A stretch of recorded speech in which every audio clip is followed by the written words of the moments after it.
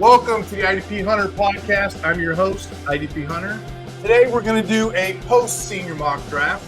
We are going to do what we always do. We're going to talk football, but this time we're going to come on as general managers of mock drafts. It's going to be a three-headed GM monster madness. I'm joined by my guest, Jamie Perog. How you doing, Jamie?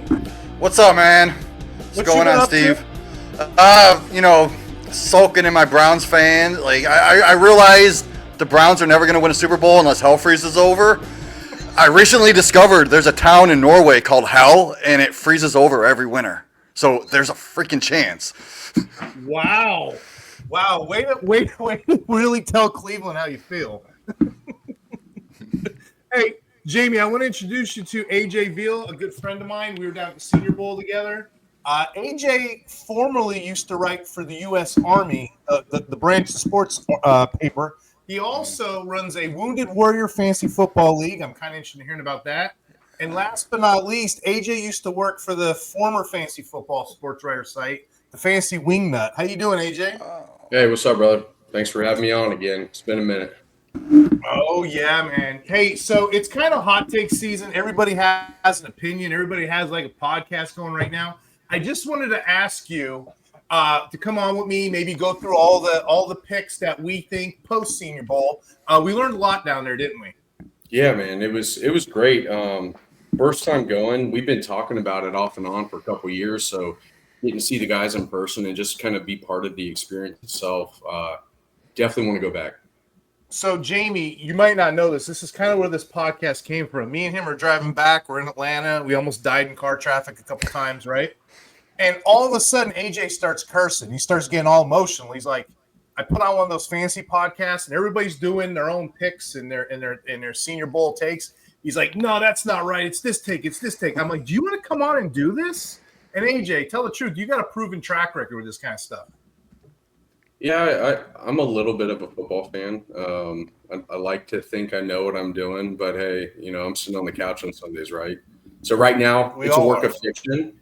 I would love to be a GM. I would love to hang out with Howie up in Philly for a little bit and pick his brain. But when you're a big football fan and you're invested and you want to see your team make the right decisions and moves. I grew up a Jaguar fan. Jamie, you're rocking the Browns. It's like we only know heartache, brother. This work of fiction right here, it may happen. It's probably going to change quite a bit after the combine and once the trades start happening. But for now, this is a lock 32 team, no trades. We'll keep it simple. We'll give you something to fantasize over, and hopefully some of these guys land on your teams. Could make an impact, or they could. 2 key points there. I don't want to do any trades. I just want to go 1 through 32 because I know you two guys. I've played leagues with you guys. We'll be here 6 hours. We don't got 6 hours tonight, do we? No. AJ will leave me on red for 7 weeks and finally accept the trade. Jamie will keep negotiating with me. It'll be all day. And then you said the keyword fiction. This is all science fiction. This is all fun. Let's kick this thing off with the 1.01. You got the Titans, right? Yep. Obviously, AJ, free agency hasn't started yet. We have no idea who the quarterbacks are going to be and how it's going to shake out. But you're on the clock. You got the Titans. You're holding the number 1 overall pick. No pressure, buddy. Are you going quarterback? Are you even thinking about a future superstar there in the midst? Are you thinking of Travis Hunter? What are you doing if you were a GM? Yeah, spot on. So new coach, maybe a little nepo going on with the Callahan father and son duo. I don't see a quarterback going 1-1.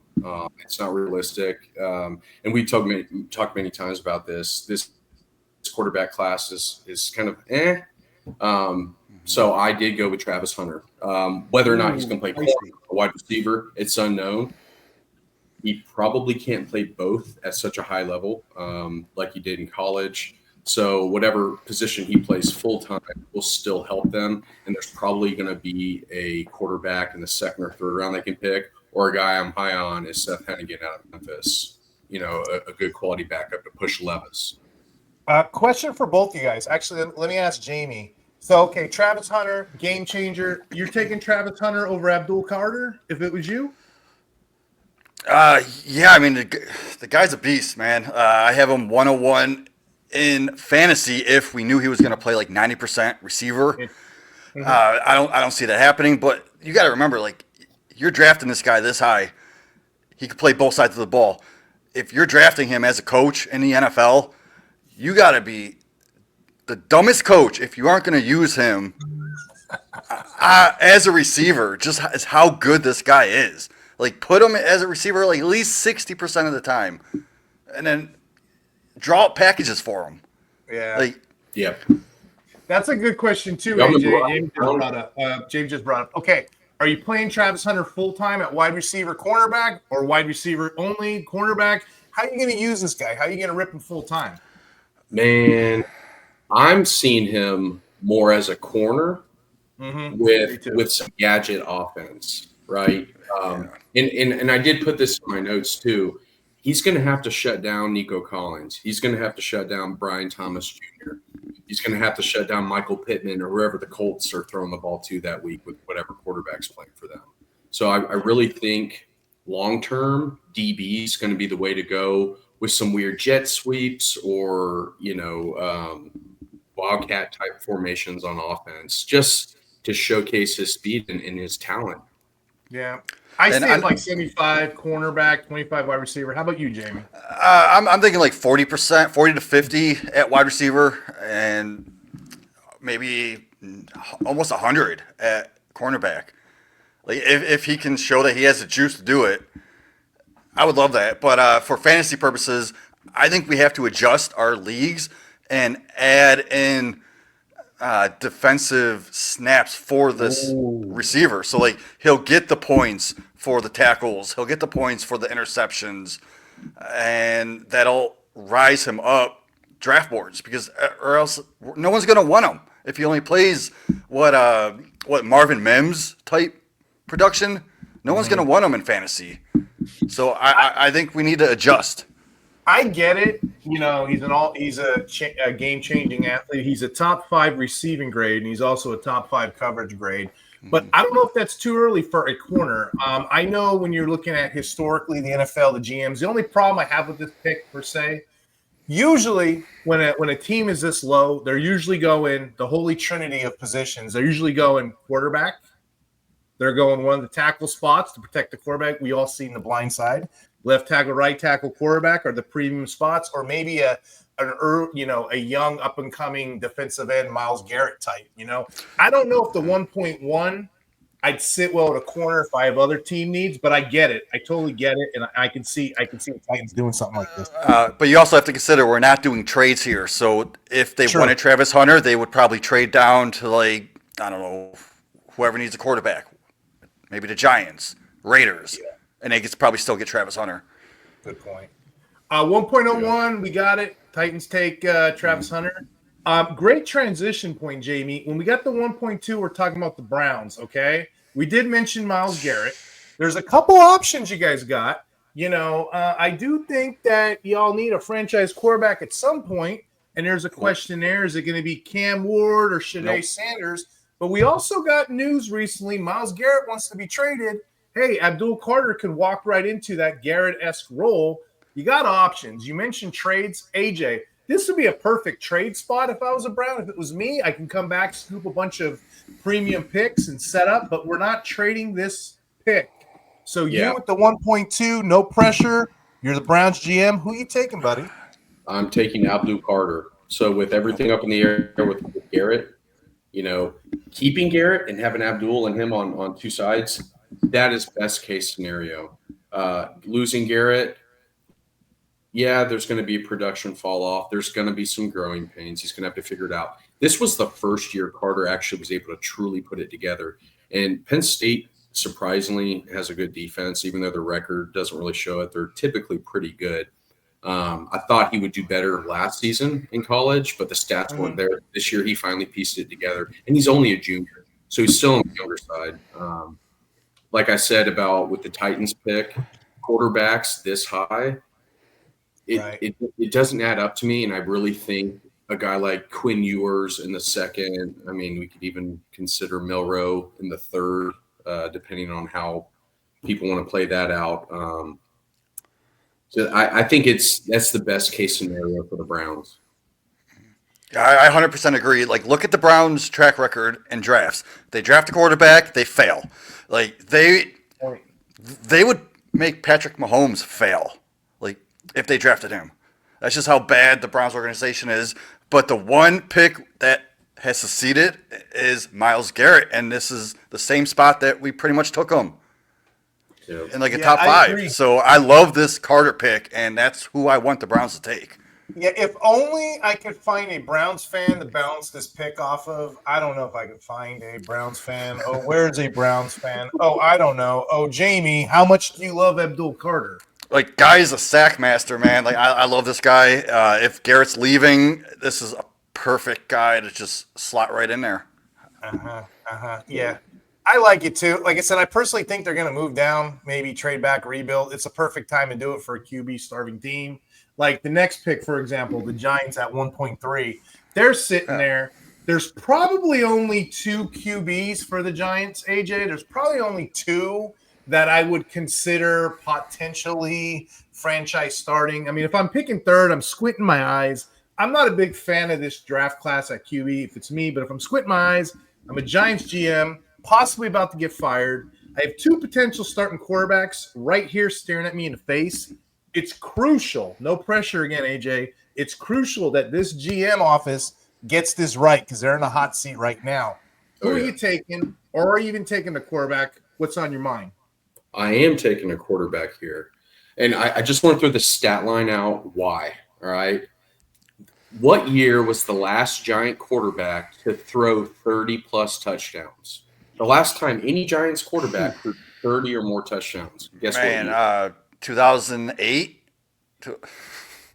It's got to be Manning, right? What was your guess, Steve? I was going to say it's got to be a Manning, right? We're not going back to Phil Sim year. Sorry. Yeah, it's Manning.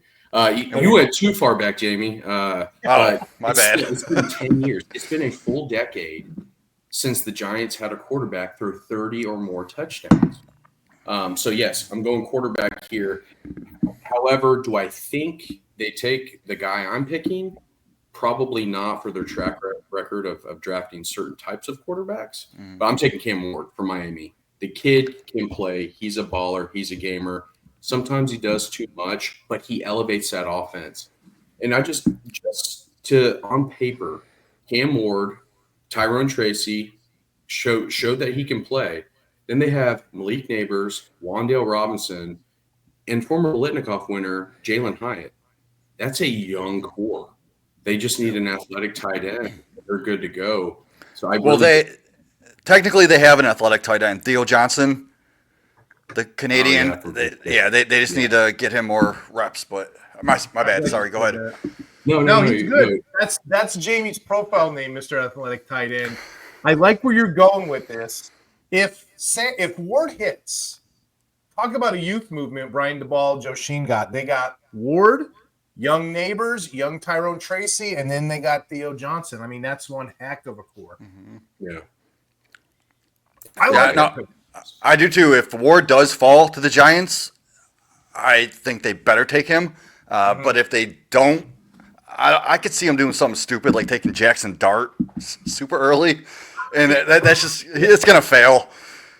Because I heard the Giants do like Jackson Dart. So we saw him – bro, him and Milroe were competing to see who could throw the most passes into the dirt.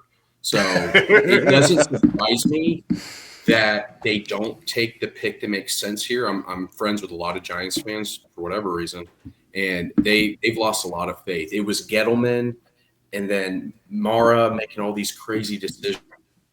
So I could see them doing a Jackson Dart.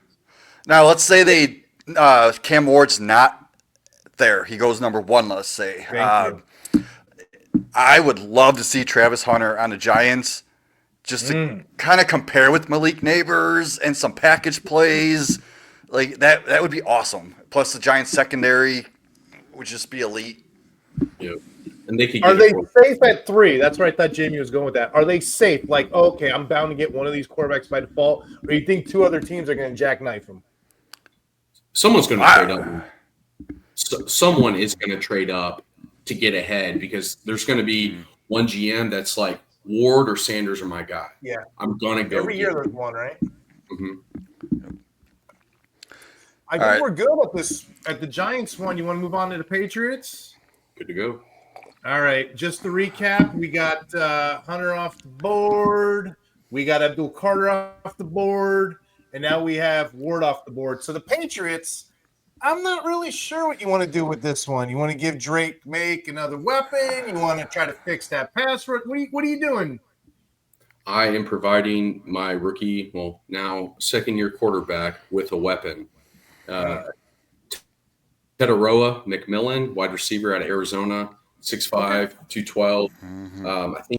I think he had some crazy stat line, like 29 broke tackles. He's a beast. Yes, Arizona ran a pass-heavy offense, but they need playmakers out wide. You got to help the guy out. If you look at their roster right now, they're either pretty old vets, young guys that haven't proved themselves, or they're like 5'8" slot receivers. And this isn't the Patriots we all grew up watching the past 20 years, right? So I think McMillan starts forcing teams to, we have to look out for the deep threat. The deep threat is there now. So I'm kind of comparing him to a more athletic Drake London.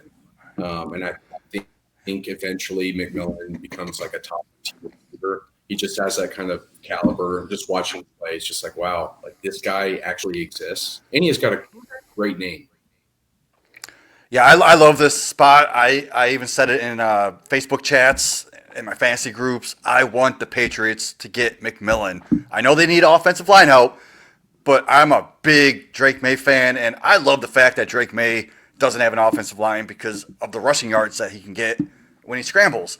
But he does need a receiver like McMillan, and I love this fit. This is my number one spot that I would want to see McMillan go to is the Patriots.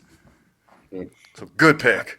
However, I do think this is a little too early for a receiver of his caliber going. But the landing spot, goddamn, give it to me all day. Yeah. 1.5, you got the Jaguars on the clock. No idea where this pick's going to go. Who are you taking, AJ? So, as a former Jaguar fan, we're used to Tyson Alualu, a third-round guy going in the top 10. We're used to Blake Bortles, smoking cigs, and working construction. The GM that has really anchored that team to mediocrity is gone. Not a big fan of the new head coach. However, I think he's somewhat sensible. Don't let him say Duval, though. I think he takes cornerback Will Johnson out of Michigan. The Jaguars had Trey Herndon on the roster for like 5 years. Dude probably shouldn't even been in the league. Will Johnson answers a critical hole. Like I mentioned before with the Titans, there's a lot of good receivers in the AFC South. Will Johnson comes in, starts. He doesn't have to be the number one guy right away. Tyson Campbell's got that on lock. They re-signed Cisco. The secondary looks kind of scary again, like that 2017 team with Ramsey and all them when we went to the AFC Championship. Mm-hmm. And then the Jags have open spots to fill in later in the draft. Those are the two biggest needs. And I didn't see an offensive lineman that should go at 5. So, Jamie, I'm freaking out right now as an IDP guy, connoisseur like myself here, right? 3 IDP players have already went off the board, okay? With this Will Johnson guy, I've been scouting him as well. When he wasn't injured, he missed 7 games last year. So he was seriously a lockdown corner. For the last 2 years, seriously, he had the best grade in the entire country for 2 years straight. If I'm not mistaken, he was only behind Quinyon Mitchell, just to explain the talent level there. I like that. I don't usually like to go high on corner early, but what you thinking? You like that pick, Jamie? I love this pick. Jags, they need this help. I'm not a big Michigan fan. I hate Michigan, but I love the players that come out of Michigan. So Will Johnson, definitely, if Travis Hunter wasn't in this class, he would be my number 1 CB on the board, and this is the perfect spot for him to go. Heck yeah, I like that. I guess moving on to 1.6, you got the Raiders. Now, here's where it gets a little exciting to me. Just to speculate, I know the Raiders, they have a lot of needs. but they have the lowest coverage grade in the whole entire NFL. So, AJ, do you take a defensive back? You take another corner? We haven't uncorked safety yet either. Or, hey, how about here's another option for you. Devontae Adams is traded, right? Are you going to get a direct replacement? We still got Burton on the board. Hey, how about another quarterback? I don't know. AJ, what are you picking here? All right, we're going to continue to throw the ball to Brock Bowers, but we're going to throw with a little bit more accuracy by taking a quarterback here. I'm taking Shedeur Sanders. Okay. And reasoning behind it. Pete Carroll is a USC legend. Pete Carroll won a Super Bowl with the Seahawks. Pete Carroll eliminates Deion's access to mess with the team and let Shedeur be a leader, a true quarterback, and lets him excel and learn without having to have the shadow of your Hall of Fame father. So I really think that this works out for the Raiders, man. It's been a long time since I mean, even Carr, I think he elevates the offense. Sanders is my guy here. Even with the horrible haircut of Davis, man, he doesn't let a guy like Sanders, who could be a starter. I mean, he's a great, great passer. And I think everything else off the field that comes with them and all that, Pete Carroll washes that away. And I think the kid can get a fresh start. Yeah, I don't mind it. I can see a scenario, though, where Pete Carroll brings in Russell Wilson. Yeah. So they might skip Sanders at the spot, but, I mean, they do need a quarterback for the future. I mean, Pete Carroll, I don't understand why they would bring in a 75-year-old man to rebuild a team, because he's going to die before he actually gets it accomplished. Like, I hope the stadium's wheelchair accessible for him. But anyway, I would love to see Sanders more on the Jets than the Raiders, but I do think the Raiders need a quarterback of the future to rebuild, and Russell Wilson ain't that guy. So, yeah, Sanders, good pick. Dude, I forgot what I was going to say, because I'm just right now – I was laser focused until he said the handicap accessible wheelchair for the head coach coming in. Can you just get that visual, like you're going on the field and all the teams? I know what I was going to say. AJ, Jamie, okay, you got Sanders, right? We're taking him there. Offensive line, not that bad. They got holes, but it's a pretty decent offensive line. You got Brock Bowers, you got Jacoby Myers. I can see this pick. But my only question is, and I'll ask both of you, you think a quarterback's going to be there that late at the 1.6? That's my only concern. Especially, I mean, most people now, there's some jackassery going on. People have them going at the 1.1. That's my only concern in a draft where, they still need free agents. They still need wide receivers and quarterbacks and free agency and cap space. I don't know if that's realistic. Well, maybe two quarterbacks are gone, and they go with the third guy, like Jackson Dart, and they sit behind a Russell Wilson for a couple years.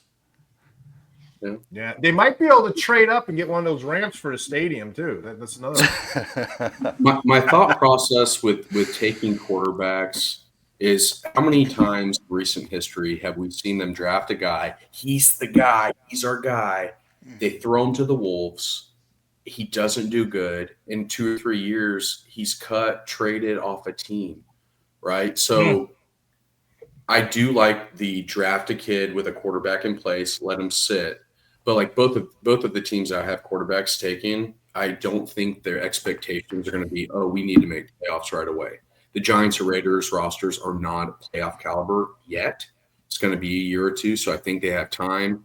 So that's why I went with him. But, man, like, these are the only two quarterbacks I have going the whole first round because of the crash and burn, So why are we going to reach on a guy like Quinn Ewers or Jalen Milroe where they need to sit and learn? And the thing is, any other draft class, these quarterbacks at the top, they would be like late first-round picks, early second-round picks in any other draft class. It's like, imagine like a Kenny Pickett type. Yeah. Jamie said something smart to me the other day, because we're doing a lot of mock drafts, so you'll see us all on the Facebook pages, especially the Fancy Six Pack Facebook page. Shout out to Joe Bond. We're in there doing all these chats, and Somebody asked, hey, is it super flex as a 1 QB? Does it really matter that much this year, Jamie? Not at all. That's AJ, the last one, well, you're in there too. The baby cows, he's in there too. He's got a later pick with me. Jamie's getting all the quarterbacks at the end of the round because everybody's kind of punting them. So to your point, maybe they will be there. That's a good point. AJ, with the 7th overall pick, the Jets are up, okay? You're mentioning positions like scarcity, QB's done with. We got a couple positions still in play. Plenty of good quarterbacks out there, plenty of good corners, as you know, in this draft. You can lock down another position with Sauce Gardner for the next decade, or are you going somewhere else? What do you think you're going to do here? I went somewhere else with it. While actually we spoke about it this weekend on the drive up or the drive back, pairing a number 2 next to Sauce, but I had to go with like kind of a best available approach. The Jets don't have as many holes. I think a lot of it had to do with Rodgers' play. I went with Mason Graham, defensive tackle out of Michigan. Love it. Shock the nation right there. Imagine that. A lot of people might think you're going another way. You put him right in the middle. I'm excited right now with Quentin Williams. Then you got the edges, Jermaine Johnson, Will McDonald. Think about that. Think about that ferocious front four. That's how they're going to win games, right, AJ? Right, Jamie? Yep. The trenches, man. That's where it starts.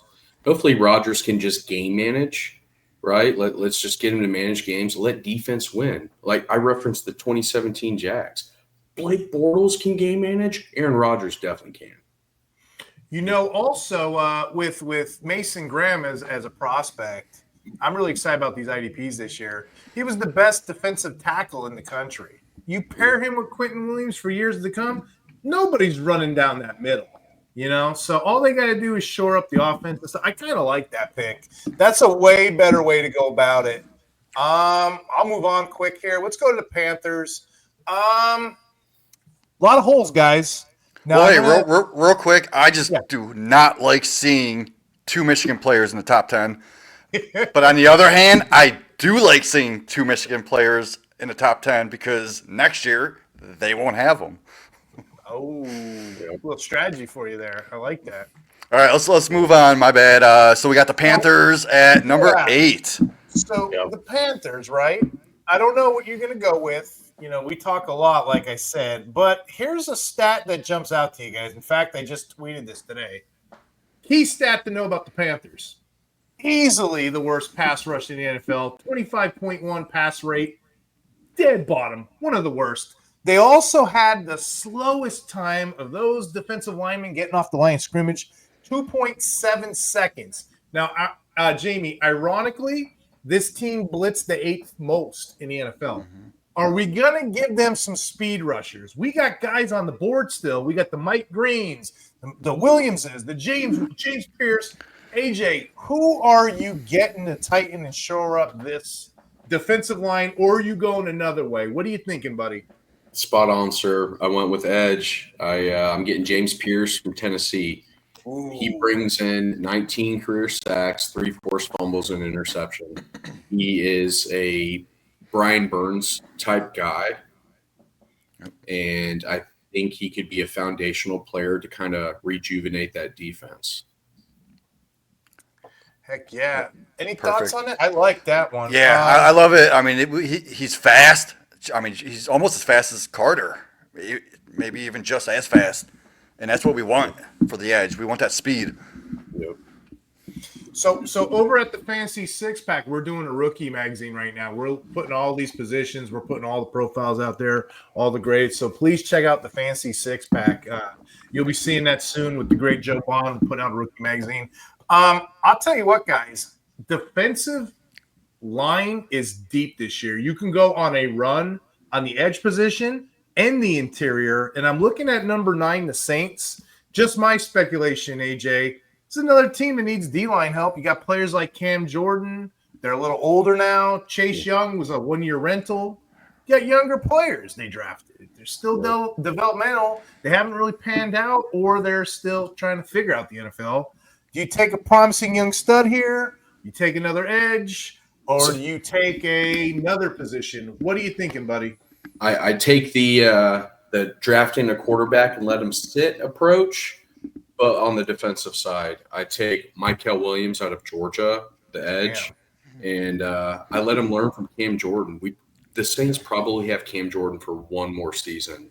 So having them opposite, just learning in technique. Williams finished 3 years at Georgia, 14 sacks, 3 forced fumbles.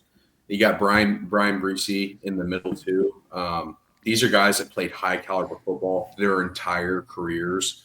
You know, there's SEC guys too. So I really like them taking him there in a future play down the road. They don't really have a quarterback. You know, they don't. Kamara's only going to be around a little bit longer, but defense wins championships. So I think they go with Michael Williams. I like that. I mean, he's in my top 5 rushers. So, I mean, he could even be a guy that gets in there right away and succeeds. But I love the sitting behind Cam Jordan and learning. Mm-hmm. You know what's interesting? I think we all agree on that one. It's dealer's choice who you want there. When you get to 10 pick with the Bears, you can go a lot of ways. I thought about doing an edge run here too, but then I was thinking offensive line is incredibly weak. You can go tackle, guard, heck, you can even go center. What are you doing? You're protecting Caleb Williams? Or are you going after another edge rusher? What are you thinking here, AJ? I'm protecting the future of our franchise. I'm taking Will Campbell out of LSU. Doesn't get a lot of sacks. You know, Caleb Williams isn't your traditional quarterback, right? He's not Peyton Manning. He's going to sit in the pocket and throw the ball. This kid's going to run backwards, jump, do the Saquon Barkley jump pass, and sling it 70 yards with a flick of a wrist. He needs time and to do that. So I'm taking Will Campbell here, who should be able to protect him and buy him more time. Yeah, they're definitely going to take offensive tackle, number 10 spot. That's the perfect spot for the first offensive tackle off the board. Let it be Campbell or one of the other 2 or 3 guys that I like, but I like this pick. That's definitely offensive tackle. Too, Jamie. That's an excellent point. And I get it because the Bears don't really have anybody in the interior. It's weak. And even center, for that matter, to shore up. All they have outside of that is Tevin Jenkins. I actually got Calvin Banks a little bit higher. Same. That's what I was going to ask you, Jamie. Between Calvin and Banks and Campbell, who are you taking there? Are you still taking the Campbell over to Banks, or what are you thinking? Well, I'm not a scout, so I don't know. I just know they're going to take the best tackle available just so they can protect their future quarterback, which Caleb is going to be the future franchise quarterback of the NFL, not just the Bears. Like, he put on that dress. Like, they're going to want to protect him. AJ, Banks and Campbell, you know, Banks is a true tackle, but Campbell you could kick in the guard. So you can play tackle or guard. So you're doubling down whatever position you need. There you go. So, so I think there's a priority there. I mean, in this draft class, there's a lot of questions on offensive line. Why not double down? Dude, I wouldn't even be surprised. Here's a hot take. I wouldn't be surprised if they move Campbell to center and maybe test him out there. You know, I've heard a couple mock drafts with that going on, but they need help there. And either guy would help them. I don't know. Any thoughts, guys? Talking about versatile players, my next pick is probably my favorite offensive lineman in here, and he can play almost any position on the line. I went with Campbell just from a pedigree standpoint, and I mean, being really good at pass blocking, that lets Caleb do his backyard football, right? So maybe your traditional ballers and whatnot. I went with Campbell just strictly from pass pro. So I was just wondering, for sake of conversation, like back to Jamie too. You know, old school football when I was a kid, if a tackle didn't pan out, you could always move him into guard. You know, it's kind of hard to move a guard out the center, kick him back. I mean, guard back out the tackle, hard to kick him back out. So if you get a guy who already is a true tackle, you know, if he doesn't work out or if you need help interior, he can help both ways. So it's kind of like you're doubling your investment. You know what I mean? So that's why I was asking. Yep. So we're at pick 11 for the 49ers. Who do you got at the 49ers?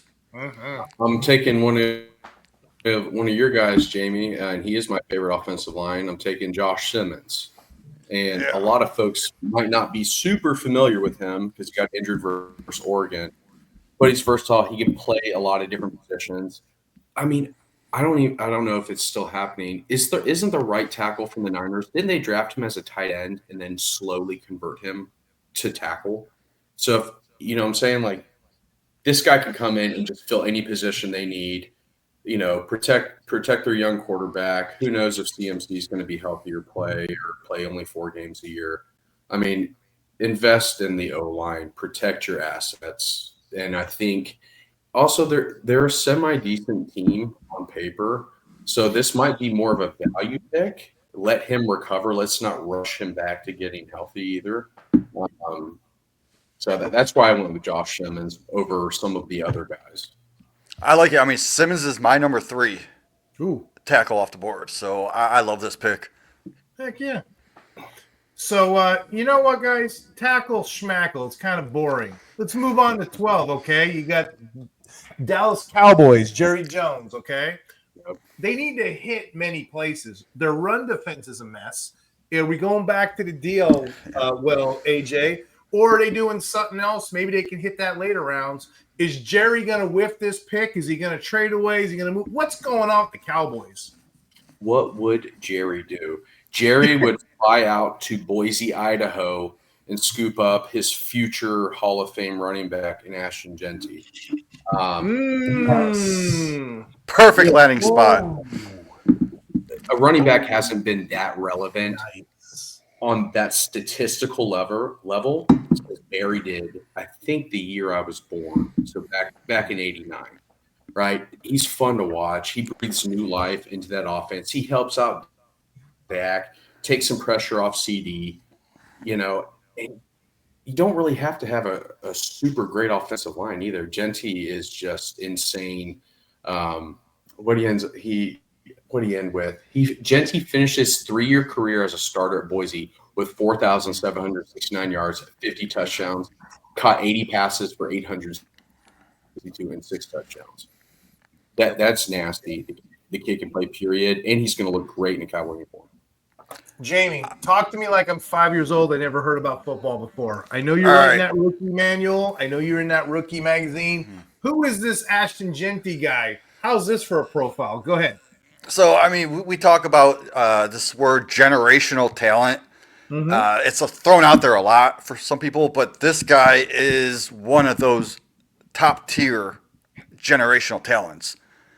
He can compare to like the Jonathan Taylor, Breece Hall types.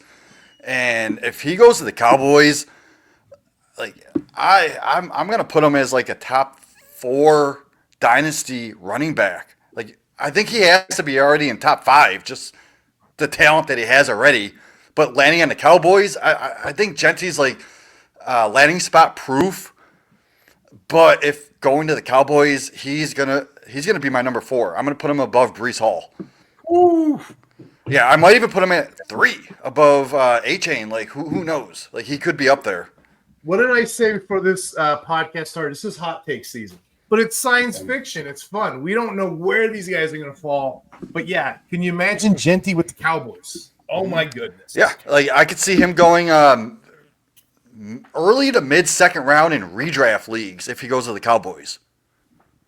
Like, I don't see him falling past the, 205.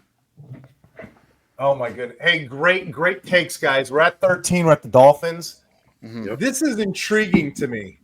The Dolphins are intriguing to me. I look at them objectively. I see they have 3 glaring needs. Do they, A, take a lineman to protect Tua? That seems to be a reoccurring thing every single year. Or B, do they find a replacement for Tyreek Hill? Or C, do they uncork another position? We haven't really tapped safety too much, commonly. Do you go for a top player off the draft board? Or are you guys looking objectively? Are you looking at the roster? I mean, they got a lot of good players all around. What are you guys thinking for the Dolphins? I'm going with Malachi Starks, safety out of Georgia. Nice. He's just been a permanent playmaker for it feels like an eternity. It's only been 3 seasons, but every year you turn in, I drive down to work in Atlanta, you got to hear about the Bulldogs. But this guy flies around. He's not super flashy, but he can start day one. So I really think it's an easy pick for them.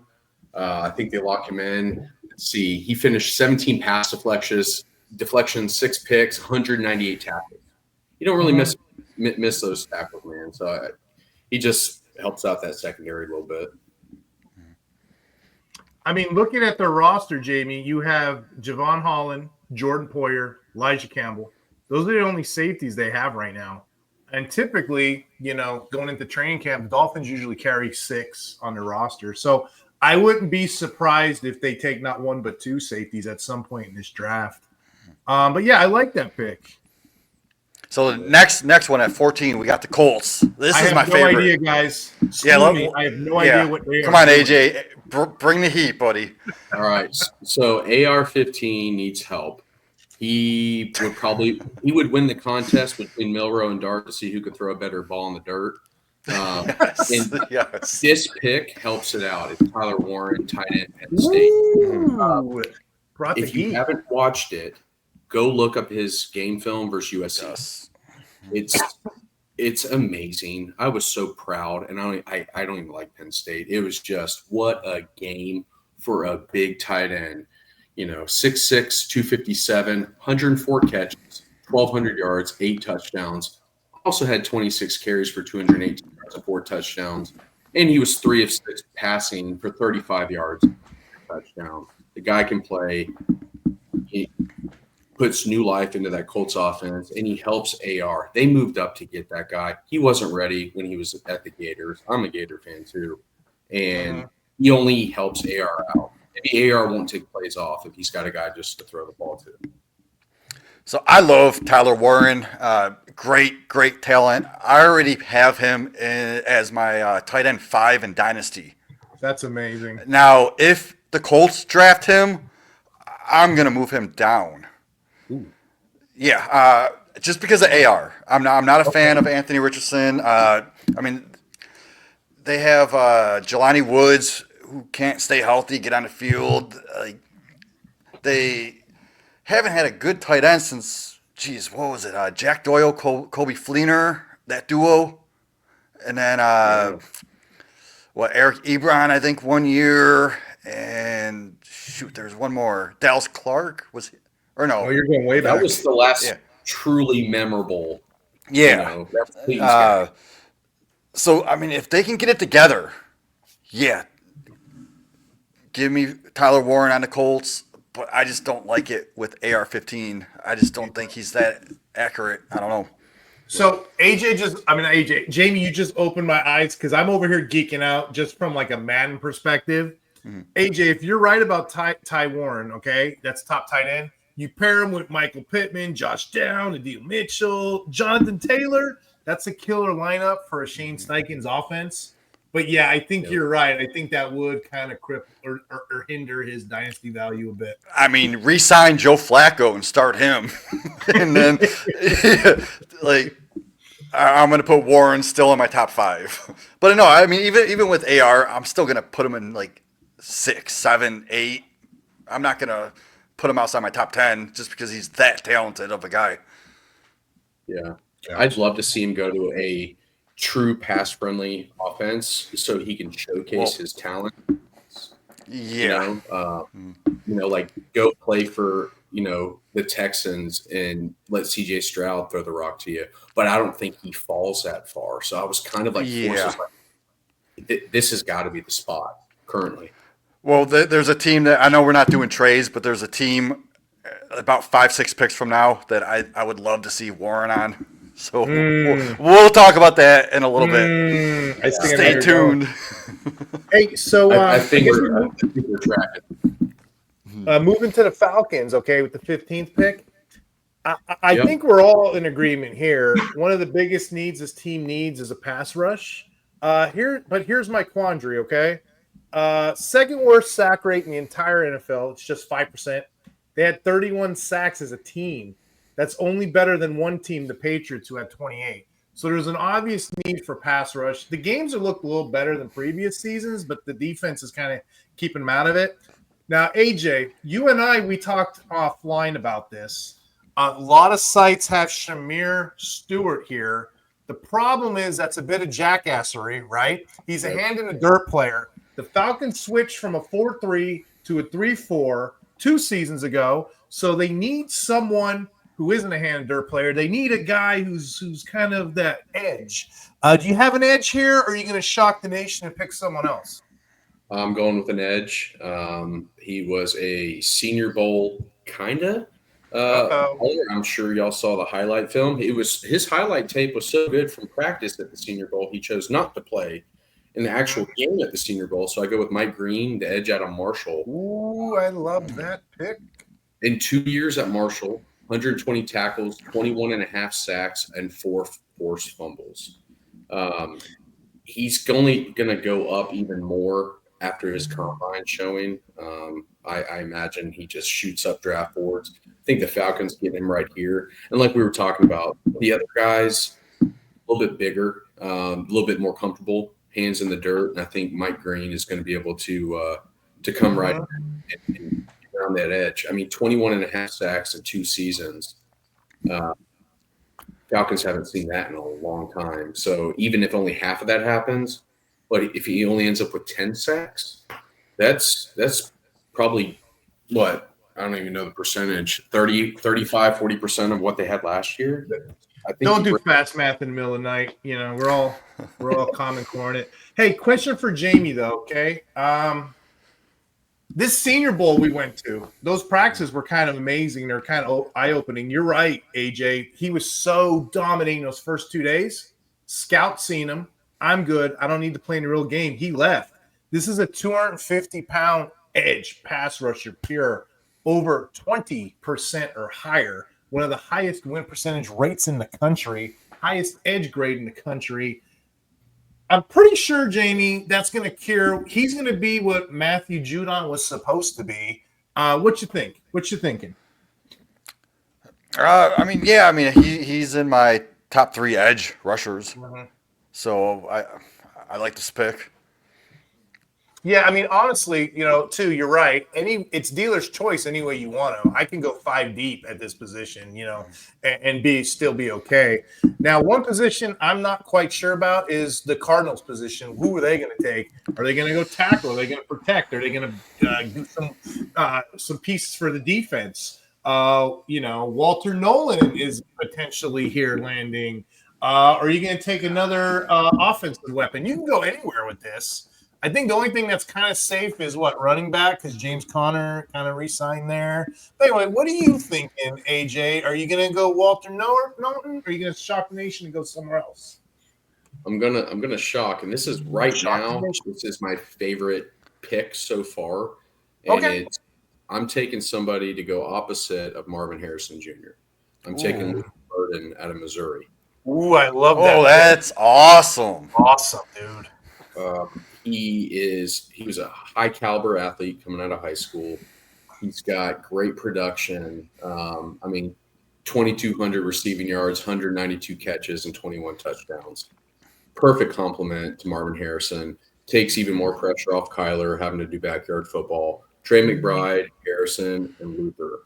I mean, that's a pretty potent attack. And then you got the Terminator in the backfield. So, I mean, that's a win. Kind of a luxury pick for them, where I know there might be some more holes that can be filled, but I'm projecting through free agency, maybe a trade or two, that they address those needs. So Luther Burden. Yeah, let's keep adding to this offense. I know people were down on Marvin Harrison Jr.'s rookie year, but for a rookie, he still had a great year. It's just people had this high expectation of him. Luther Burden, I'm still debating if I should have him over Tet McMillan for fantasy. Like they're that close, because Burden's like that multi-role receiver where he could go deep, he could intermediate, short routes. Like you could put him at different positions. I love Luther Burden. He might be my dynasty wide receiver 1 for rookie drafts. I like that. This is a case too, like, hey, you know what? I know we have needs of somewhere else, but let me just keep going to the cupboard. Let's keep stocking the shelves with great offensive pieces, and we can get the rest later on. Yep. Hey, the Bengals. Okay, so You guys know I write that article for Fancy Six Pack. It's called the Safety Dance. And I go through all the box snap stats and the win percentages. It's kind of musical chairs at safety. What we know about the Bengals, they play a 4-2-5. And none of their defensive backs can tackle well. So they have 5 guys on the field that are a liability, if that makes sense. So they got some of the worst tacklers in the league playing back there. So I'm wondering at the 17th pick, should they take a safety or interior needs help too? Wow, when I say that out loud, when I come to think about it, they need help with the safeties and they need help inside. Heck, that's why teams are running on them. That's why their defense is a recipe for disaster. I don't know, AJ. Help me fix this team. Yep. So this was kind of difficult, right? There's still a lot of great options, but I went more with the thought process of, okay, we need to get quality DBs. This guy, a lot of people probably aren't tracking. There's not going to be really much tape from this year on him, but I'm taking Siobhan Revel, Nice. DB out of East Carolina. He's 6'3". He's got some size. He is a hand-in-your-face type of guy. He's going to jam you. He's got the physicality. He doesn't have eye-popping stats. He's not going to wow you. But I really think he brings something to that secondary because they have a lot of finesse, like crazy type of athletic guys. I think this guy just kind of brings another presence that they don't really have out there. You know, when you were talking, I was thinking corner, and then you start talking about DBs and large, and then I immediately went on the chart. I went to safety, and I'm like, oh wait, I was right beginning the corner. Yeah, that guy can play a lot of different ways, and guess what? That's what the Bengals are doing too. Yeah. You want to move on to the Seahawks? What you guys think? Yep, I've got Kelvin Banks out of Texas, right? So he's a big-time recruit, started 3 years at left tackle. He won a ton of awards too. I would see this. They could potentially try and move him inside or kick one of their current linemen inside and let him play that left tackle position. Addressing the O-line, it's important. How much longer is Geno going to be around? We don't know. They like to throw the ball quite a bit. So let's protect whoever's throwing the ball in the next couple of years. Because I think they have Charles Cross on one side. Now they'll be able to complete the line through this draft, and I think they probably need one more position filled on the O-line. Kelvin Banks out of Texas. Kelvin Banks, Jamie, he's a 5-star recruit, and like you said, he won a whole bunch of awards. He won that Lombardi Award, which they give to the best offensive tackle. You got any thoughts here, buddy? I just know he's athletic, so I like it. Yeah, I mean, just think about it from an offensive standpoint. Offense full of weapons. They're suffering on the offensive line. Geno Banks is Geno Banks. I can't talk right now. Geno Smith's a sitting duck back there, and I kind of agree with you if they kind of kick out Banks from left tackle. I mean, he did it with the Longhorns, right? It's a better fit at guard, possibly. That can be a big upgrade. I kind of like that. And you know what? We talked to him earlier, so he kind of fell all the way to 18. Moving on to the Bucs at 19. I am so interested in this pick. So tell me what you got, AJ. All right. So I'm helping out Baker here, right? Mike Evans is 74 years old. Chris Godwin is 72 years old. I'm getting help for Baker for the future. I'm playing the long game. And that's how I looked at this, right? I don't have a short-term thought process in my job and what I do. And as a coach, I'm not thinking short-term. I take the Buckeyes all-time leading receiver in Emeka Egbuka, wide receiver. Love it. He finished with 205 catches, 2,868 yards, and 24 touchdowns. And he was never the guy at Ohio State. He was never the guy. But he's consistent. Yeah. Godwin is hurt too much. Mike Evans is the consistent. Then you just consistency everywhere, right? And that's my thought process here. And imagine the talent that Egbuka played with. Like Olave, Wilson, Jeremiah Smith, like all the great Ohio State wide receivers. Yeah. Wherever he goes, he's going to succeed. Now with the Bucs, I know they drafted McMillan last year. Yeah. Jalen McMillan. he played like 90% of his time in a slot, but they moved him on the outside. Now my thought process was they're gonna draft an outside receiver and then move McMillan in the slot. But if they draft a Buka, I love just keeping McMillan on the outside, having a Buka in the slot, and I love this pick right here. If he goes to the Bucks, he's already my wide receiver 3, so I can't move him up anymore in this rookie class.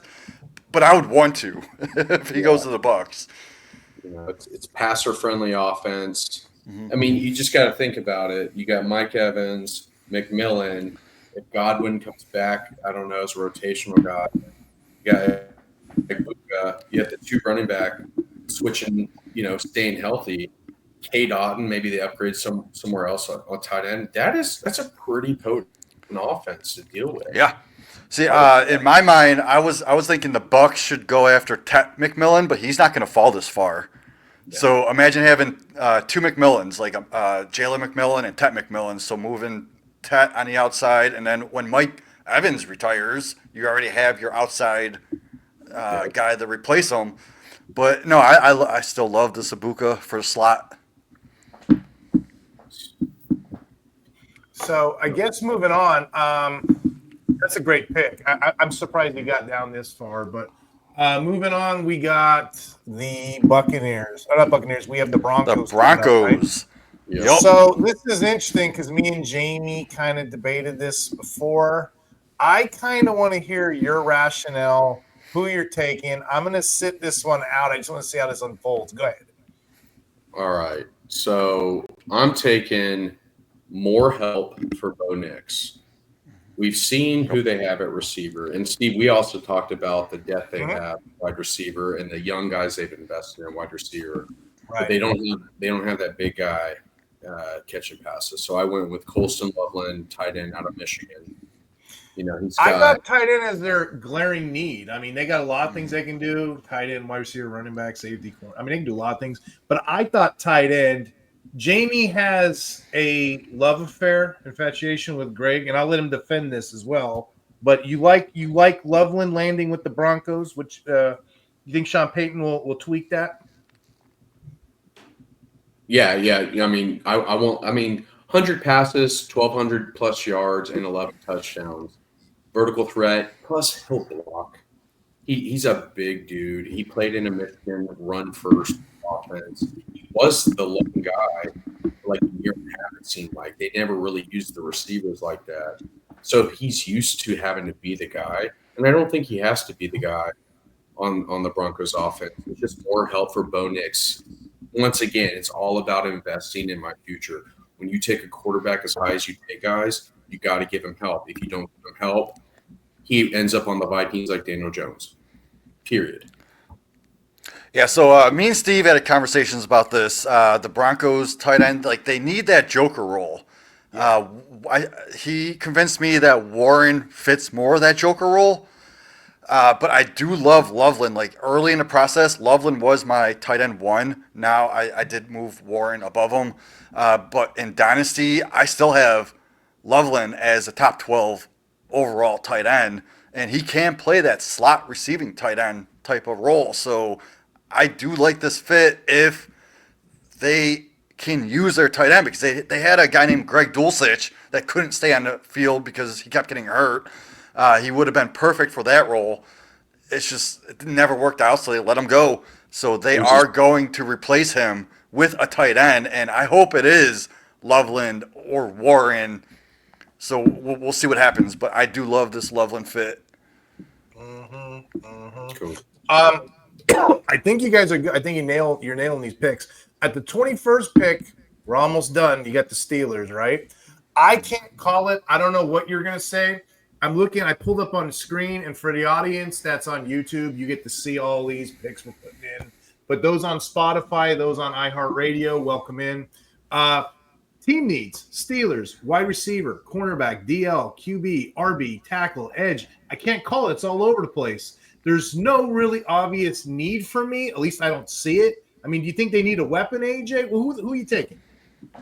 So I wanted to take a receiver here so bad, just to help out Eva George I went safer as you see what I've been doing. Let's help out our passers. I'm bringing in Cam Williams, tackle out of Texas. I Oh, know okay. you were just showing, tackle isn't a need. Yeah. Um, Building through the line, like when I think of Steelers, I think of just like big dudes just beating up on folks. Now, Williams isn't a mauler, 6'5", 335, but he doesn't play super strong.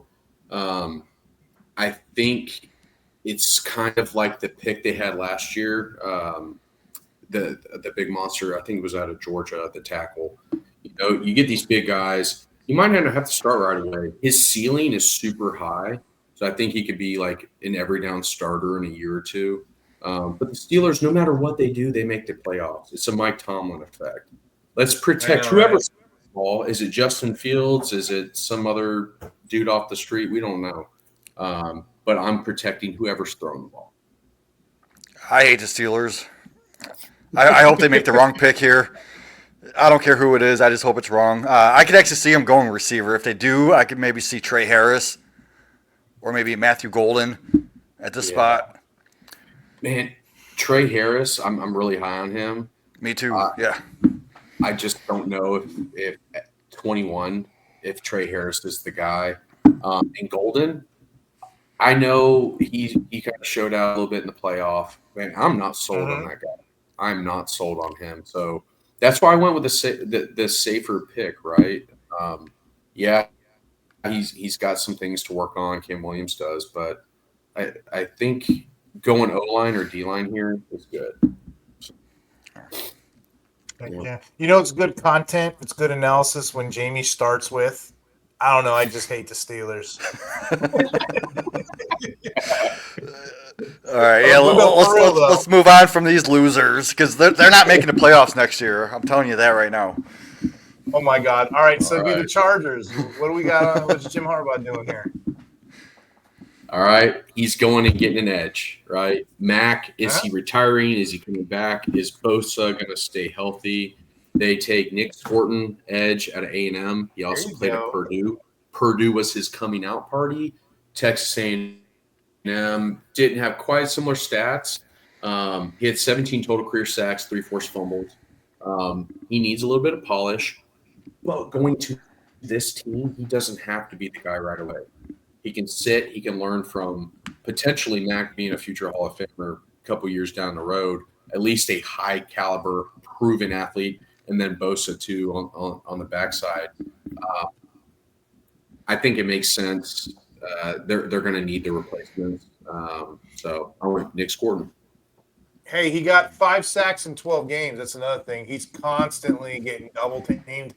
You guys can read my whole profile rationale in the Rookie magazine coming out on Joe Bond's website, Fantasy Six Pack. But yeah, he's a top player for me, and I'm surprised he fell this far. But that's a good pick. Great pick. Yeah, if I want to see the Chargers draft a running back. I don't see them doing it in the first round. I hope they get one in the second round. But if they do reach on someone, I could maybe see someone like Omarion Hampton. Yeah, he's fun to watch. Like that big guy. He's fast. Yeah. They need a running back, just to give them that extra push. Yeah, I love that pick. Good take. I want to sit on 23 real quick, Green Bay. This is a roster, nicely drafted, pretty good depth chart. There's a glaring weakness for me. Let me see if I can guess your pick. Here's my rationale, okay? Walk with me, Green Bay, okay? Nice depth everywhere, but I'm going to say cornerback because there's an obvious position of need for the Packers. You got Jair Alexander, and I just tweeted this yesterday. Alexander's uncertainty. He hasn't played double-digit games in 3 of the last 4 seasons, okay? Their former picks, their former cornerbacks that they picked have been all busts. And then you have 2021 first-round pick Eric Stokes and the backups, Robert Rochelle and Corey Ballantyne, all hitting free agency. Do they get it done here at cornerback, or am I dead wrong on this one? No, spot on. They do go with the corner. I went with Benjamin Morrison, DB, out of Notre Dame. he only played really 2 full seasons at Notre Dame, and he got 9 picks. And you got to remember, you got Xavier Watts back there getting 30 interceptions a season, and this guy barely played 2 full seasons, and he's got those picks. Yes, he got injured. He's coming off injury. We didn't get to see him, in the Natty. But he's super, super smart. He just kind of needs to work on a little bit of tackling. So I think it's a good pick. I think he would have gone much higher had he played in the national championship and not been injured. So I think it's, like how you said, the roster pretty solid across the board. He doesn't have to jump in and be the guy. We've also got a Pro Bowl corner with Alexander that can kind of teach the ropes as he's recovering and healing up and get ready to play. So I think Benjamin Morrison is a good pick. Any thoughts there, Jamie? CB cornerback. That's what the Packers Makes need. sense. Yeah, 100%. some of these teams you can just feel it. You know what I mean? Like that's where I think they're going to go, and then some I have no idea. Like the Vikings at 24, I really have no idea. You see the needs there. Are they going to go young? Are they going to go young corner? Are they going to go offensive line? Heck, they could probably go tight end if they wanted to. There's not too bad options late. I don't know. AJ, what do you think they're going to do there? I go with our first true interior lineman to protect Sam Darnold if he sticks around, or the guy from up north that they drafted last season that didn't play. I'm getting Tyler Booker out of Alabama, 6'5", 352. Put him inside, let him throw everybody down in the middle. He's got work in the pass game, but Aaron Jones and whoever I'm sure would appreciate having a true mauler up front. Tyler Booker from Alabama. That makes 100% sense. It doesn't matter what quarterback they go with next year, Darnold or McCarthy, they need to protect them. So perfect. Mm-hmm. Yeah, okay. I don't even see him. Okay, let me just skip. Okay, so we'll go back to so you get the Vikings. We just took a tackle. Who's next is the Texans. 25th pick overall, right? Yep. Tackle run going. We got the tackle run going. Are they going to stick with that? Are you going to get a lineman here? You going to do something else? What you thinking? We're going with the tackle. I mean, what you see in the playoff game. CJ Stroud basically took a nap the entire game because he was on the ground so much. So we're taking Armand Nenbo. Only a 2-year starter, kind of raw athleticism, 6'4", 32, needs some polish. But if he can just take a couple sacks off CJ, let CJ do his thing, let CJ keep progressing from his rookie year. I know they made playoffs. AFC South was kind of a weak division this year, so you could probably drop 7 wins easy and still make it. It's all about protecting their investment in CJ. They know he is the guy. He's got weapons, but you got to buy him time. They just didn't have time this year, and it showed. Yeah, Texans made the playoffs. CJ had a sophomore slump, so-called. Give him more help. Just give him that push. Yep. Heck yeah. 26 Rams. What are you thinking? You going to go offensive line, help out Stafford? You going to shock the nation again, go somewhere else?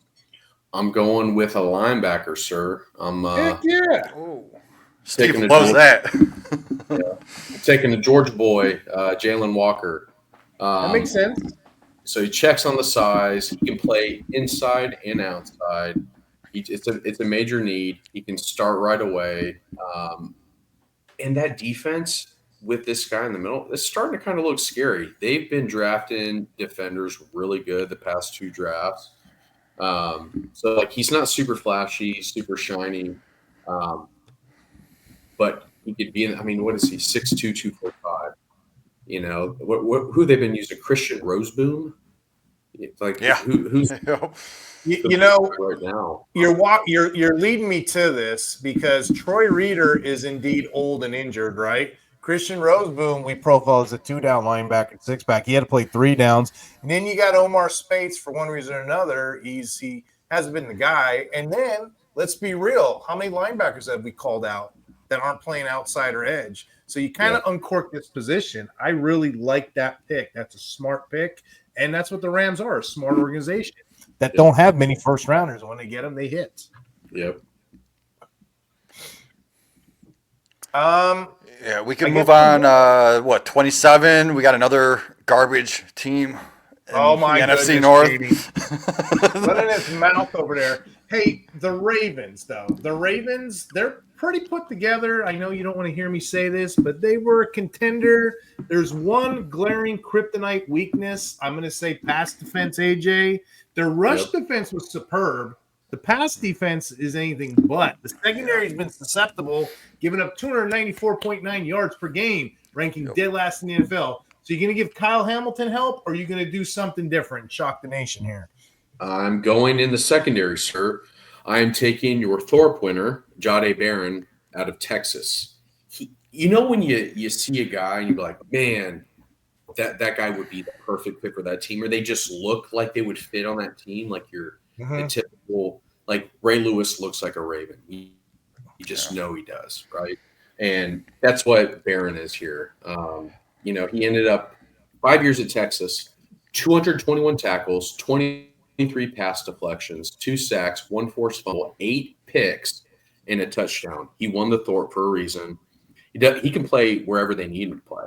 He's not afraid to tackle. He's got hands. He can play back with Kyle Hamilton. He can play up with Kyle Hamilton. He can learn from Marlon Humphrey. I think he's kind of a jackknife for the Ravens. So that's a win for me. Yeah, that's a loss for me being a Browns fan because that's a great freaking pick right there. Because I believe the Ravens were like top 5 in allowing fantasy points to wide receivers. So they need that secondary help, and that's a perfect pick for the team to help them. And great pick, man. I don't see him going any other way. I love it. Sure. The Lions, I mean, surely this got to be a defensive pick, right? They need help there. What are you doing to fix the Lions?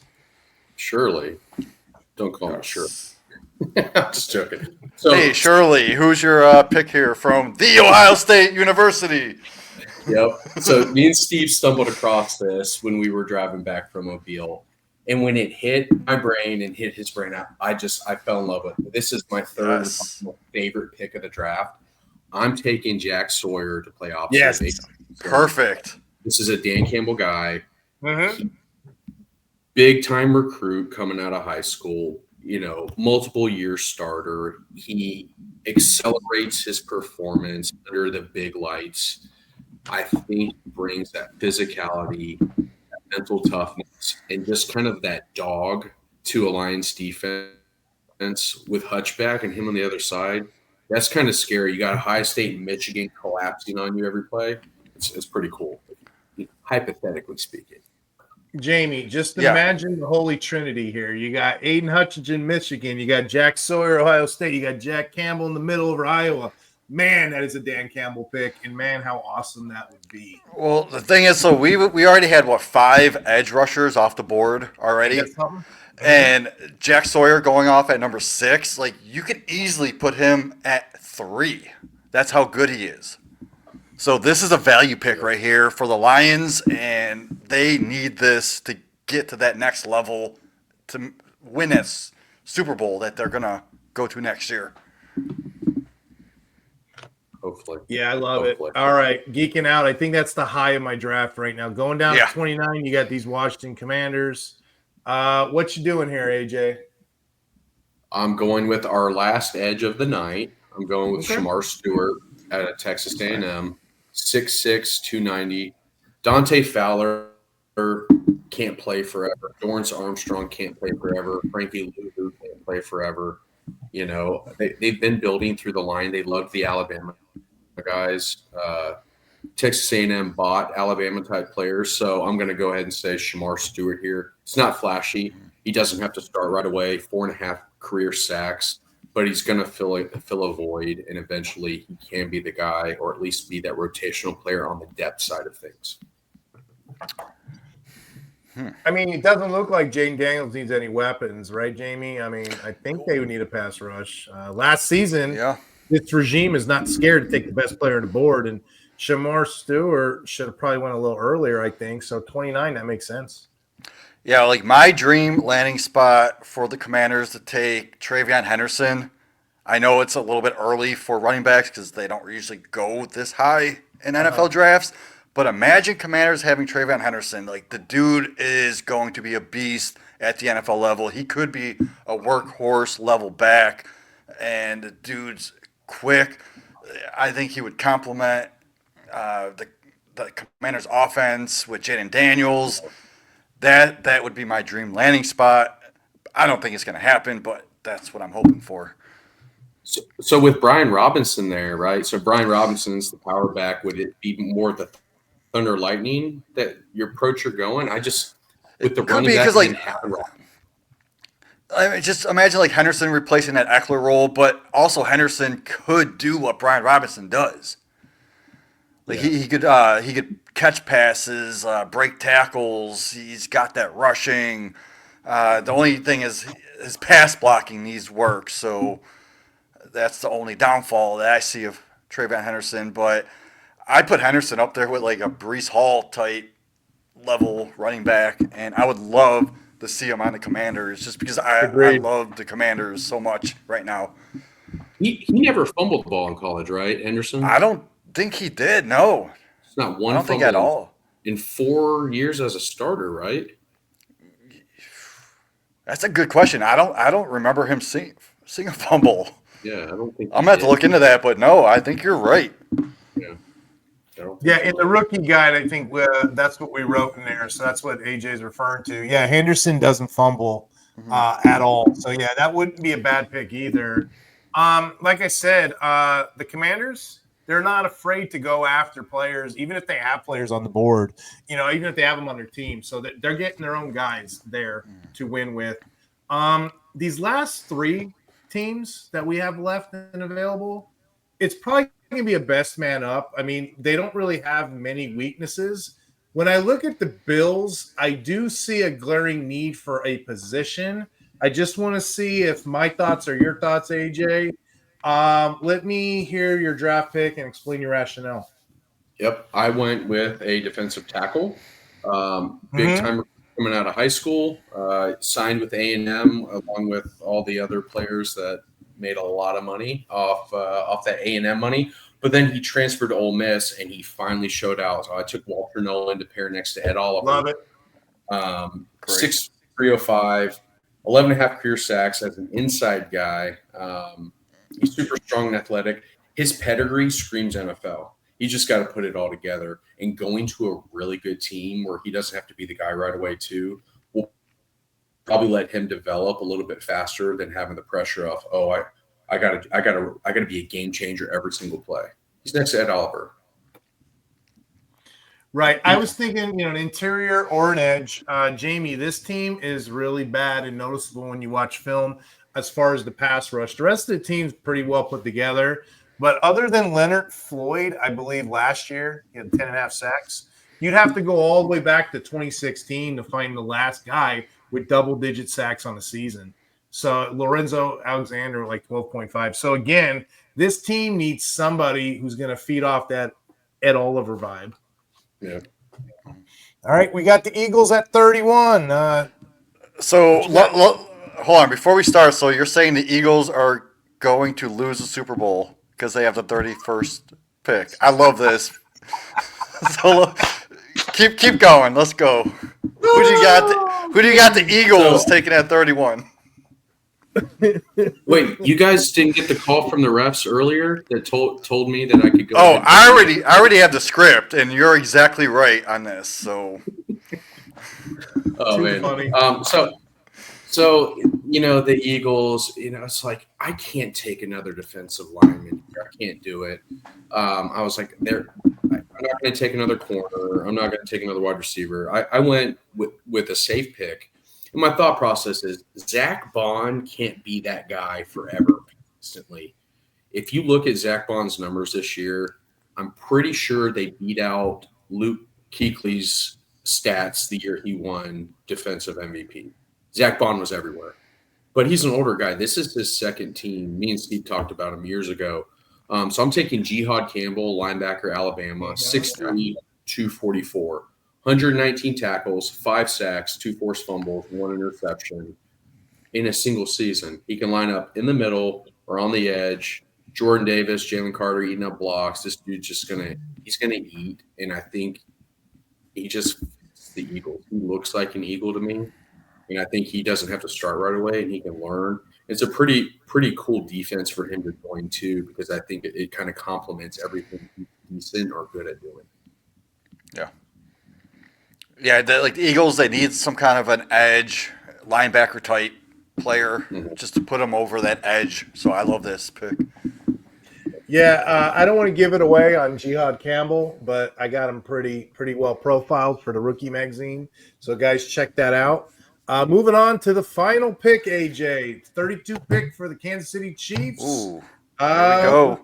Super Bowl winning team. Yes. So as I've been saying, the trend here to my madness is I'm preparing for the future. You want to keep this dynasty going? Well, Pat will be safe. The refs told me that on the call too. But I'm taking Chris Jones' future replacement. The guy I'm taking here kind of reminds me of Chris Jones a little bit. Never kind of lived up to the hype, but has the tools to put it together. And I took one of your boys to wrap it up, Tyleik Williams, defensive tackle at Ohio State. 11 and a half sacks. But I really think he can learn from Chris Jones and hopefully live up to his caliber. I know he wrecks me on NCAA when I'm playing it. Really pisses me off. He works my guards and centers all the time. But he's going to fill a future need. These guys aren't getting younger. Let him learn from probably the best defensive tackle in football. Yeah, they definitely could use some help on that DL if they weren't going to go offensive tackle to protect Golden Boy.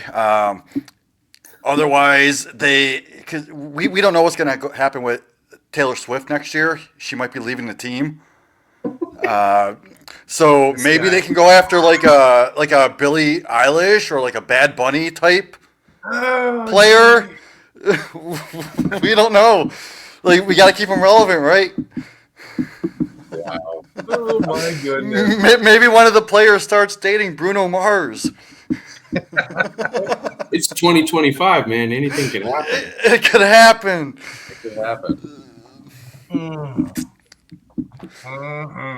Well, I guess that completes the draft. Recapping for the audience who has audio and maybe doesn't have YouTube. The 1.1, the Titans selected Travis Hunter, CB wide receiver. 1.2, the Browns selected Abdul Carter, edge out of Penn State. 1.3, the Giants selected Cam Ward, quarterback, Miami. 1.4, the Patriots selected Tet McMillan, wide receiver, Arizona. 1.5, the Jaguars selected Will Johnson, cornerback, Michigan. At 6, the Raiders took Sanders, the quarterback out of Colorado. At 7, the Jets took Mason Graham, defensive tackle, Michigan. At 8, the Panthers took James Pierce, edge out of Tennessee. At 9, the Saints took Mikael Williams, edge out of Georgia. At 10, the Bears took Will Campbell, tackle out of LSU. And then from 11 to 20, we had the 49ers take Simmons, tackle, Ohio State. 12, the Cowboys took Gentry, running back, Boise State. Dolphins, Starks, safety, Georgia. 14, the Colts took Warren, tight end, Penn State. 15, the Falcons took Mike Green, edge out of Marshall. 16, the Cardinals took Luther Burden, wide receiver, Missouri. 17, the Bengals took Siobhan Ravel, cornerback out of Eastern Carolina. 18, the Seahawks took Kelvin Banks, tackle out of Texas. 19, the Buccaneers took Emeka Ibuka. You know who it is, the wide receiver out of Ohio State. 20, the Broncos took Loveland, the tight end, Michigan. Now at the final end of the draft, we had 21 Steelers took Cameron Williams, tackle out of Texas. 22, the Chargers took Nick Scorton, edge out of Texas A&M. 23, the Packers took Benjamin Morrison, cornerback out of Notre Dame. 24, the Vikings took Booker, guard out of Alabama. 25, the Texans took Membo, tackle out of Missouri. 26, the Rams took Jalen Walker, linebacker edge out of Georgia. 27, the Ravens took safety Barron out of Texas. 28, the Lions took Jack Sawyer, edge out of Ohio State. 29, the Commanders took Stewart, edge out of Texas.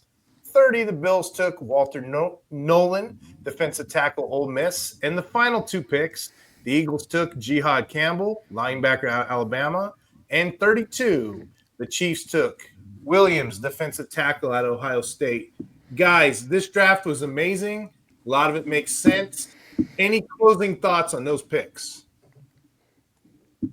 I think we covered it all. It was a great show, man. I loved it. Yeah. Just the 3 picks, I'm excited, and I hope it happens. Luther Burton, Jahdae Barron, Jack Sawyer. So let's hope and pray, and hopefully we can get together and do something after the combine, and some shake and bake happens, a little bit of free agency sprinkled in. Maybe we can get a little bit more accurate as this offseason progresses. Thanks for having me on, brother. Yeah, no problem at all. And then we'll work the room here. I'll start with Jamie. Tell the audience at home where they can find you and what you're working on. Right now I'm trying to take a little break till after the Super Bowl, but we are working on our rookie profiles over at Fantasy Six Pack, and I'm gonna start deep diving into my dynasty right after the Super Bowl, because that's when I hit it hard. AJ, what you working on? Oh, you can find me hanging out with Steve, or jamming out, or traveling the country talking and educating people on traumatic brain injury, or throwing the football with my kids. Tell them about Trent Williams, my friend. About who? Trent Williams. The left tackle? AJ's got a rookie draft at Wounded Warrior Foundation. He does every year. He's got a couple NFL players that come on. One was Trent Williams, and you had another guy recently as well, right? Trent Murphy. Yeah, another one's name is Trent Murphy. Yep. Yeah, from Stanford grad, played for the Redskins for quite a bit. So this will be my 7th season being the commissioner of a disabled veteran fantasy football league. 16-team league, pretty basic scoring. But every year for our draft order, we get a celebrity, famous, somebody related to the sports industry to do our draft picks for us. So Trent was able to shoot his bow to select our draft order. Wow. And season went good. The commissioner's still winless, but it's a fun league, and it's actually very therapeutic for our clients and our graduates for my brain injury program. A lot of cognitive functioning needs to happen in order to make good decisions while you're drafting and then setting your roster and your lineup over the years. I've had a couple guys that have gone on to accelerate and started on the deep dive, like Steve brought me in 5 years ago on over to Silver and diving into 32-man leagues. And some of them just like to keep it simple. So it's pretty rewarding and just see guys stay connected with one another, especially across those dark days. So that's why I like doing that. Awesome work both of you guys do. I appreciate you guys. Appreciate your friendships. I have 3 things I want to put out real quick. Kind of let the cat out of the bag. AJ's working on Trent Murphy to come on the show, possibly, to talk with us, yep. Jamie. So we got a former athlete coming on the show. Second thing, you guys already know, we alluded to it. Rookie Magazine Fantasy Six Pack. Me and Jamie are on it. We also got CK, number 2, Scott Fishbowl. He has a show on Fantasy Pros. He's going to be writing it with us as well.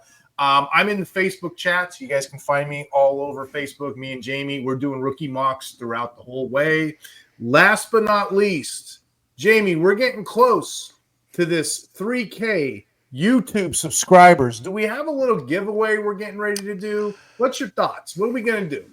Hey, so when we get to 3K subscribers, I am going to personally send a raffle out, and the winner of the raffle is going to win any NFL jersey that they want. Any player, home or away, any size, anything. I will send it to you. We'll have the raffle. When do you think we're going to have the raffle? Probably. When we hit the 3K, all they have to do is hit subscribe, and then in the comments on one of our videos, write IDP Hunter. We'll find it. We'll put it in a little hat. Yeah, either write IDP Hunter, raffle, or big game There raffle. it is. And anything with raffle in it, we will throw your name in the raffle. If there's only one person that throws their name in the raffle, well, guess what? You're going to automatically win. And you're going to get a free jersey. Well, you just kind of stole my thunder. There's a second gift coming out. What I have in my hand, and you can't see on my screen, so I'll have to post it. This is a replica Super Bowl V Super Bowl ring from the Kansas City Chiefs. Retail value $89.99, my friend. Otis Reese's Super Bowl replica ring is up for grabs. If you want a Super Bowl replica ring, we're donating to the channel. Jamie's generous. He's going to do the jersey. So we're going to have not one, but two winners. All you got to do is put in raffle, IDP Hunter, Big Game James, hit the subscribe, and we will get these out to you. This will be the last time I look at this Super Bowl ring. I'm going to hold it because this is the GM episode. After this episode, is that the one they issued to the Chiefs already, or is that's the old one, or the? No, that's Super Bowl V. Super Bowl V, my friend. So everyone listening right now, make sure you go in the comments, type in the word raffle. We will enter you in. Put in your Twitter handle so we can reach out to you on Twitter. Also, there you go. And like I said, we'll do it on live, Jamie. When we hit the 3K, we'll do a little hat raffle, old school. We'll pull it out and we'll find you. Just go ahead and keep subscribing. You guys like these? Keep listening. We kind of do these on the fly. Appreciate you guys. Thank you so much for coming on and doing this. Yeah. AJ, that was a lot of fun. Yeah, thank you, AJ. Thanks, guys. And again, if I don't see you guys, you'll be seeing me in the mock dress. If I don't see you guys soon, take care and talk hard.